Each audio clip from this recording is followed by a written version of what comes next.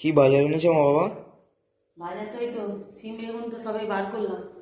আর কি মাছ এনেছে দেখ, মাছ মাঝে মাংস নয়, মাছই এনেছে। কি মাছ এনেছে দেখা যাক, ধুয়ে নি মাছগুলো। এই রে, কিরম বিরক্তকর মাছ এনেছে দেখ, পুঁটি মাছ এনেছে। এগুলো ভালো লাগে বল? আমার এই ভালো লাগে না পুঁটি মাছ ভাজতে। বড় মাছ নিয়ে এলে তো হয়ে যেত বল, ওরা বেঁচে কুটে দিত, খালি জল দিয়ে একটু ধুয়ে নিতাম। এই ঠান্ডার সময় আমার ভালো লাগে, ফেলেই দেবো আজকে পুঁটি মাছ, তুই দেখ। এই করোনি, করো না, কি করবে? সত্যি কথা, এত বিরক্ত করে আমার মা না তোর বাবা। তাই জন্যই ওই সিম কিনেছে, বেগুন পেঁয়াজ কালি কিনেছে পুঁটি মাছ দিয়ে খাবো বলে।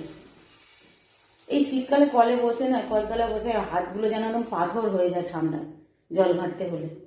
ভালো লাগে। আমাকে বললো কি শুধু মাছ আছে এখানে রাখলাম, আর সবজিগুলো সবে ধুয়ে তুলেছি। মাছটাও তো ওখানে দেবে, মাছটা ওখানে দেয়নি, মাছটা এখানে গ্যাসের কাছে রেখে গেছে। কত চালা, ভাবছি তখন দিলে চেঁচামেচি করে, দে ঝাঁঝিটা নিয়ে আয়, ভালো লাগে না।